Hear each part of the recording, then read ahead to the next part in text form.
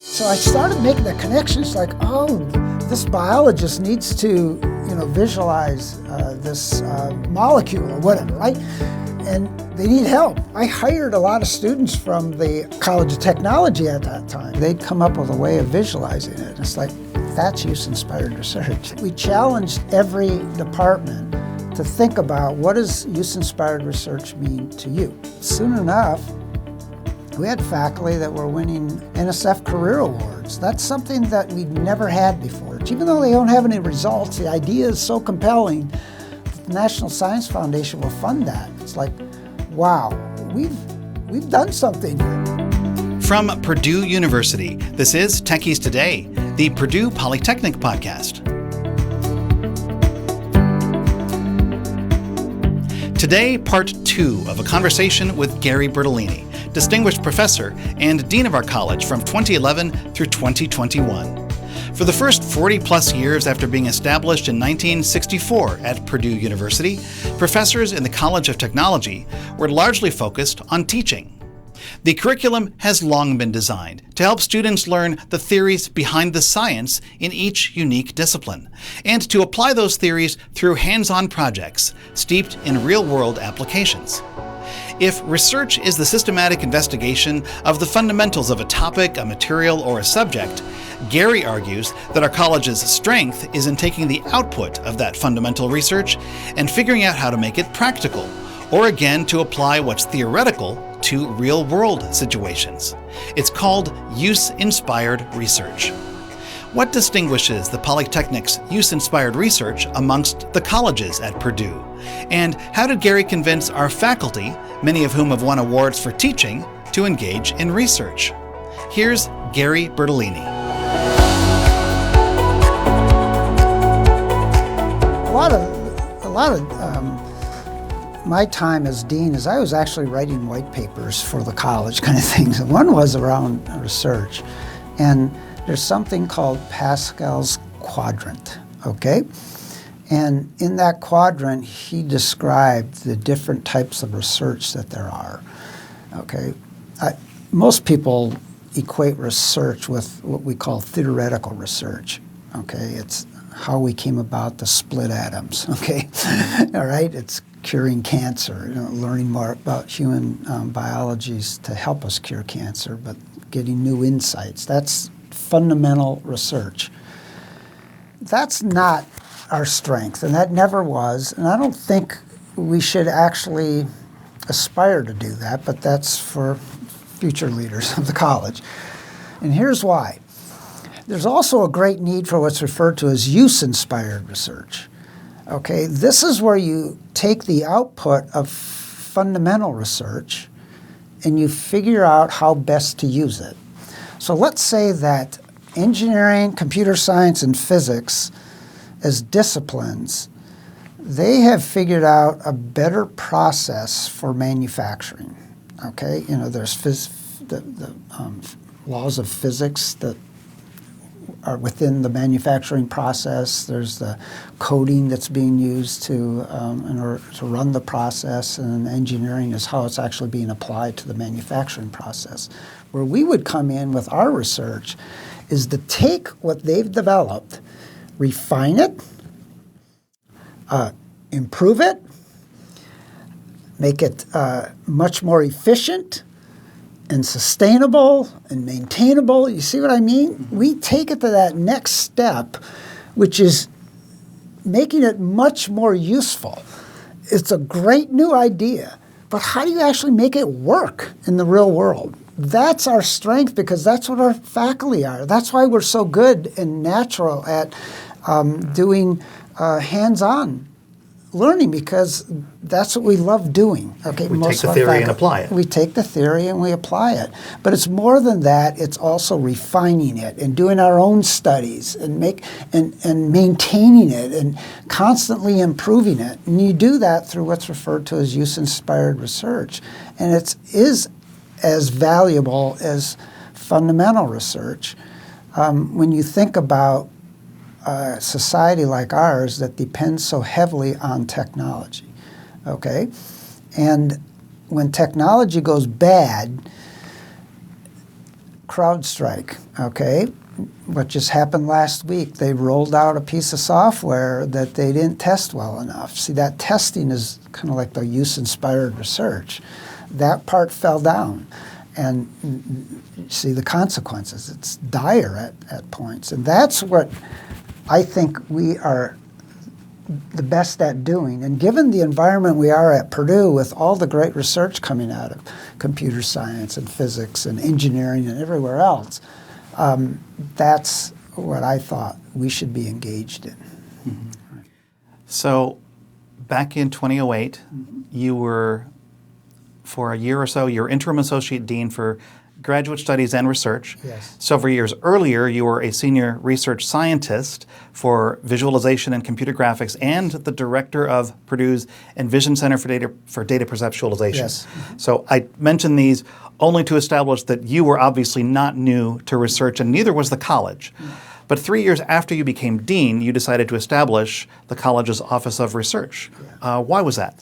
Well, so I learned a tremendous amount about what research was like at a research-intensive university like Purdue when I started leading and working with the Envision Center and also the High Performance Computing Center. I started meeting with faculty from all over campus that were engaged in fundamental research. And so I started understanding, okay, what they were up to. And what we were doing in, like the Envision Center and the Rosen Center for Advanced Computing, is we were taking what they were doing as far as research and trying to help them to visualize it, to compute it, to get more insights. That actually is somewhat use-inspired research because we had to develop our own tools to help visualize, to have the computational power in order to do what they needed. You see what I mean? And so I started making the connections like, oh, and I hired a lot of students from the College of Technology at that time because they were really good at that. It's like, look, this biologist needs to, visualize this molecule or whatever, right? And like they need help. And they would just get in. They have a strong background in computer graphics and a little bit of computer science and programming, and suddenly they'd come up with a way of visualizing it. And it's like, that's use-inspired research. Taking the theory and applying it, or in this case, taking the data and visualizing it, they seem to follow. Yeah, and so that's when the light bulbs really started going off. It's like, our college, that should be what we focus on, okay? Because when I came in as dean, I think out of 10 colleges, we probably had, we were probably 9th as far as our research funding. We were getting a little bit here and there. But out of the 10 colleges, we were right at the bottom. And see, that again is one of those metrics. It's like, that's unacceptable. We want to be at least in the middle of the pack. That was kind of our general intention that we had, is to move up. And that's why we established the research offices, because we need to coordinate everything. We needed to get our research agenda visualized. What is it we're going to try and do? What are we strong in? Where are there gaps? Where are the new areas that we might want to, invest in? Some of the investment that we had from the university we used to, hire more faculty, and so we're much more careful about the type of faculty that we hired, and we asked them specifically, what kinds of things would you do research in? And so that helped to accelerate things when it comes to research. Mm-hmm. Mm-hmm. I'm going to ask about the kind of faculty in a moment. I have a story to tell you. Sure. But before we get there, so when you first established the Office of Research in the college then, so what did you set as short-term goals?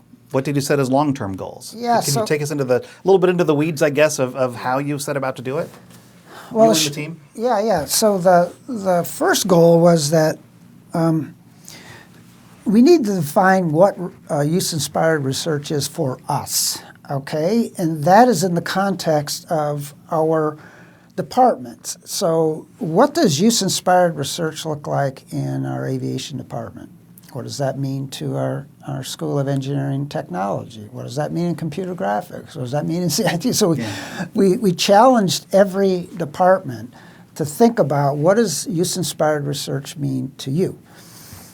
Then we started talking about, okay, so what do we need to do in order to free up time for faculty to start engaging in research? And that's when we started looking at faculty loads. We had the highest faculty loads of any college on campus. We had to carve out time for them. And so that's when we started working on reducing faculty load so they could dedicate it more to their scholarship and research. Faculty load meaning the time that they spend teaching classes? Yes, exactly. So instead of teaching 3 classes in a semester, they might teach 2, okay? That's still a pretty heavy load, by the way, but it was better than what we were, and we had faculty teaching 4 and 5 classes, by the way, okay? And so we had to address that. Then we had to figure out, well, what type of resources do we need? And so we carved out a budget out of the new monies that we received for the transformation from the university. And we used some of that money. And so now it had its own budget. And that budget they could use to incentivize faculty. Then we provided professional development for faculty so they could learn more about it. And of course, there's a lot of great services here through the research office that provide new faculty opportunities. And we quickly saw some real gains. And again, the hiring of a different kind of faculty with research expectations when they come in. And even the promotion and tenure process, we started focusing more of our attention on research when they came time to go up for promotion and tenure. That's a long process. What I just described was years. It was not months. But we had a measured approach. We knew we had to do this first and then that, and so we just kept on moving forward. And soon enough, we had faculty that were winning NSF Career Awards. That's something that we'd never had before. That's where you have a new faculty member and they have a really good idea about the research and they go to NSF and they get funding from them to help them start the research. Even though they don't have any results, the idea is so compelling that the National Science Foundation will fund that. It's like, wow, we've done something here, okay? Because we never did that before. And if an agency that is so competitive to get these awards, we are now starting to get them, that says that we're on to something. And that built in the internal confidence that we were on the right track. NSF Career Award awardees, I imagine that's analogous for a young faculty member to Purdue's Murphy Award for Outstanding Teaching? Yeah, it would be. Very, very similar, yes. And we have several of those in our college as well. Yes. So I mentioned a story that I wanted to tell you. About 12 years ago, before I started in my present role here in the college, I was a manager for Engineering Computer Network. And in that role, I was invited to come to a faculty meeting in one of our departments to just talk about IT support. And you probably won't remember the particular meeting, but you were there as well in that meeting. And what made it memorable to me is that your point in that meeting was to talk with the existing professors in the room about the qualifications you were expecting for candidates for new professors. You were so passionate in saying that new people had to be more than just good instructors. I think you may have surprised the professors in the room, or at least I was surprised by how passionate you were about it. So what challenges did you face to achieve faculty buy-in for increased focus on research? Yeah, well, the first one was the faculty loading. I mean, that was put in my face right away. And they were right. I mean, it's hard to engage in research if you're constantly in the classroom. You're teaching 4 or 5 classes. Yeah, and so that was presented to me. But then, it's like, well, we started breaking that down, but then there are more excuses. Like, well, I came here, I was recruited here to be a teacher, okay, and now you're asking me to do research. And I said, well, that's where, if you really would like to do this, we can give you some release time. We can also get you the professional development you need in order to do it.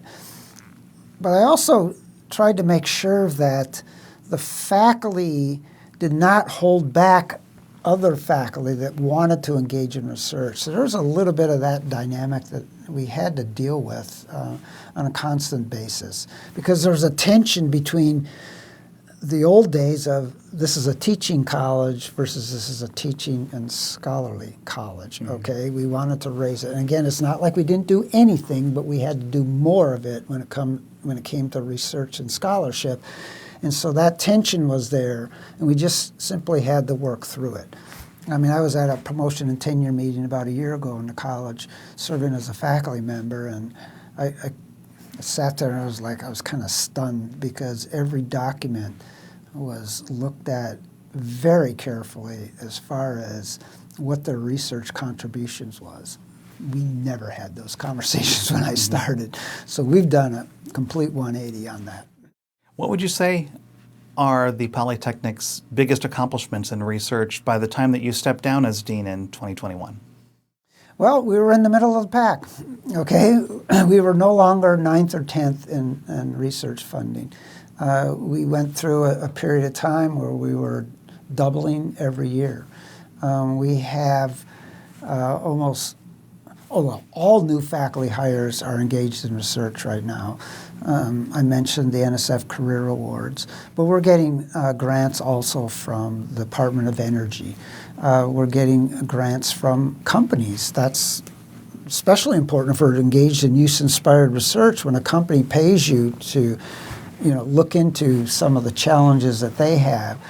And if you look at the college overall, there is now a very high expectation that we engage in research just like every other college. Now, you might think, well, wow, that's kind of scary, but it's like, well, that's what we wanted, okay, is we wanted to be recognized that we can contribute. And the other thing is that, which you don't see real often, but the number of faculty that are engaged with colleagues from other disciplines in research, that was very, very rare. Okay, it's common right now to have our faculty either the lead or one of the PIs on grants that are being done across the campus, and that to me is like, wow, yeah, we did all right, okay, in that area.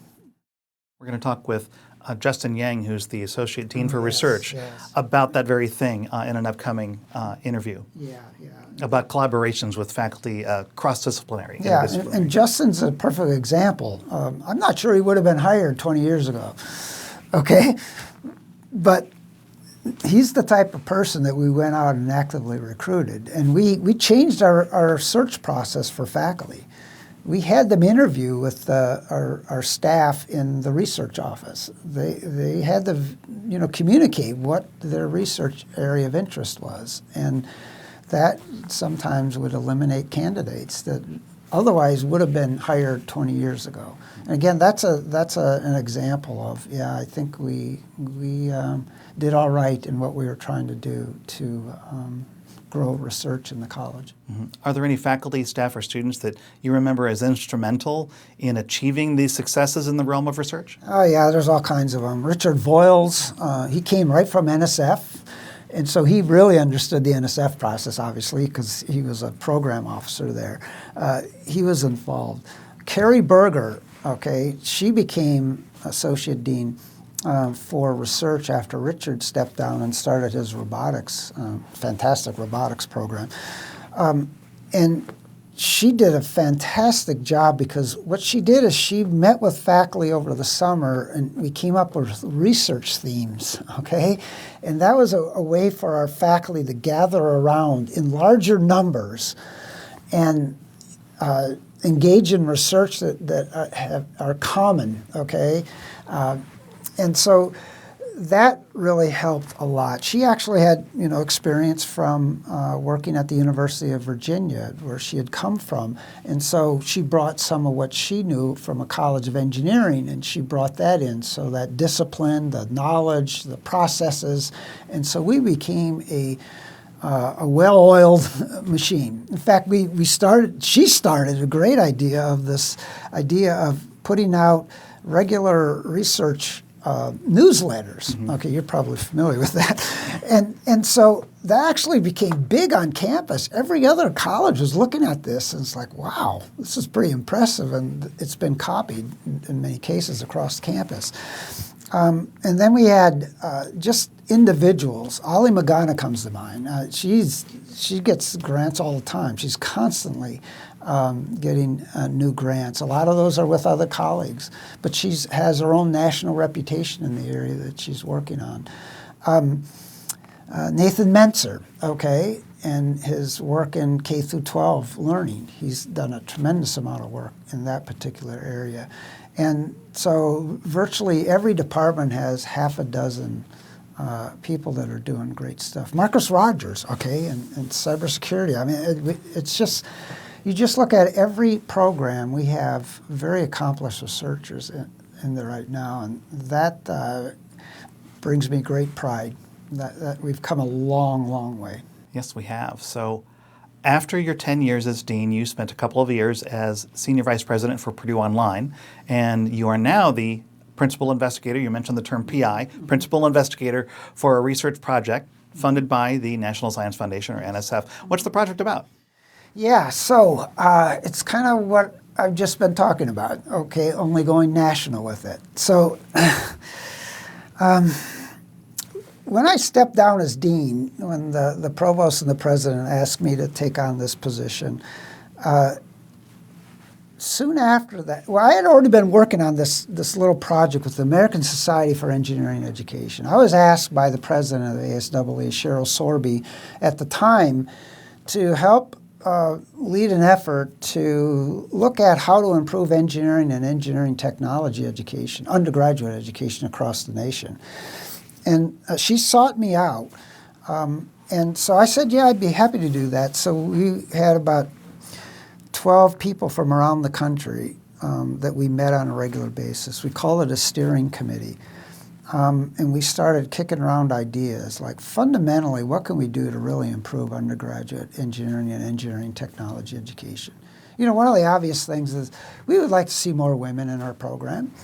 Okay, there's real reasons for that, okay? And if we do the right things, we can probably overcome that. Diversity in general, okay? People of color in the STEM disciplines, we really need to improve that. But there's a lot of other things. Mathematics is a barrier in both engineering and engineering technology. We think we're missing a lot of very talented people that, not of their own fault, they go to a high school that, it's hard to hire math teachers, by the way, okay, in K through 12. And so they may not have gotten the right kind of math instruction. In some cases, if you don't make the right decision in junior high on what math sequence to take, you're just shut out. You can't get into these programs. It's like, how is that fair? There's got to be a better way, okay? Because engineering technology isn't just about math, okay?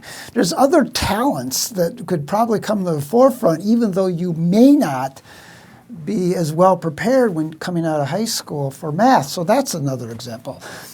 So it's a broad brush approach to looking at it. So what I did is we went to the National Science Foundation and we described what we wanted to do, and the program officer said, we want to do it with you, and I just met with the National Academy of Engineering. They want to do a new report they're calling Engineer 2050.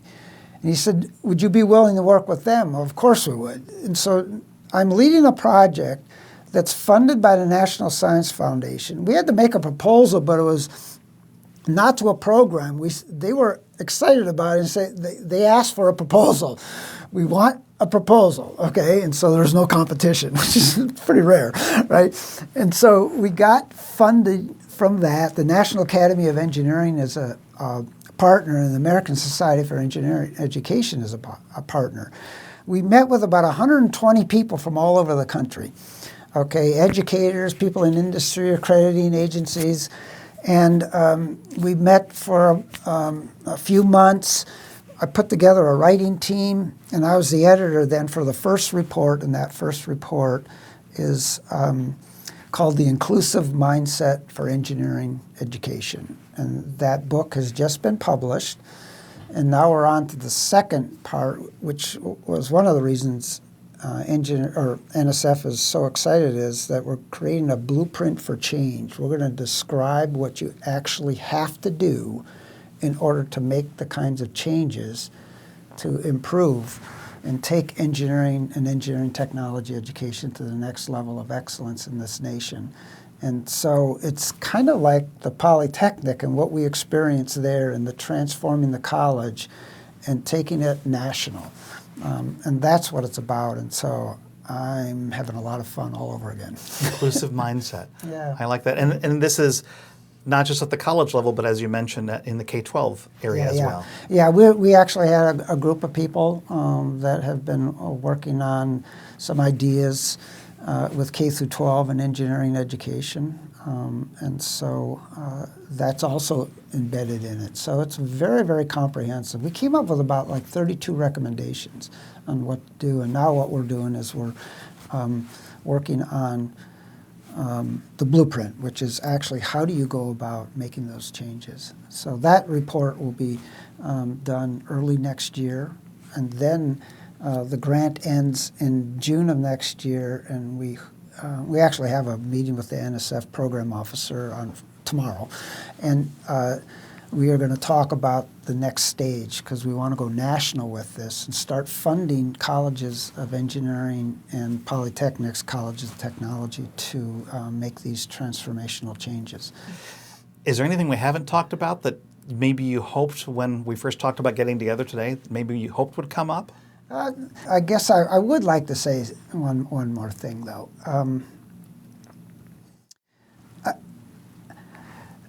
I can't tell you that I came into this college with full confidence, okay, and that I knew exactly what I wanted to do. I just thought that there was a lot of potential. It was scary. I'll be real honest with you. It was very scary. It was very scary to go in front of the board and the president and pitch ideas, not knowing whether we really could execute on them, because they were very, very bold ideas, okay?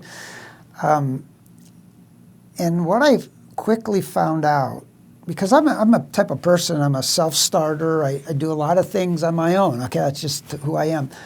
I quickly found out I couldn't do this on my own, not even close. And the people that rallied around this idea early, I can't thank them enough. The people that I worked with were such high quality, it's unbelievable. Part of it was we wanted to build pride in the college and in the students. I remember going to a Chicago White Sox baseball game a few years ago, and there's a kid that I saw, a college student that had a Polytechnic T-shirt on. It's like, proudly, I mean, he could have wore a White Sox jersey, or maybe he was a Cubs fan, he didn't care, but it's like, wow, and I'd go to Indianapolis and I'd see people in stores and whatever wearing our gear. And you did that, okay? But everyone, I mean... our whole team. Yeah, your whole team did this, okay? And you were all in, okay? It looked like you were always all in on doing the right kind of thing. And I can just talk about that with everything. The department, Ken Burbank, what he has done for this college is unbelievable, okay? And I hate to single out a few people, but it's like there's so many of them that I could say the same thing about. And I am so appreciative of everyone I've worked with. We had tough conversations, but they hung in there. And I'm just so appreciative of having this opportunity. It's been an amazing, amazing thing. And when I was walking in today, and I'm all dressed up, which I don't normally do anymore, it's like, I miss this. I have to be honest with you, I miss the excitement that comes with leading a vibrant, vibrant college. I'm very, very jealous of our current dean.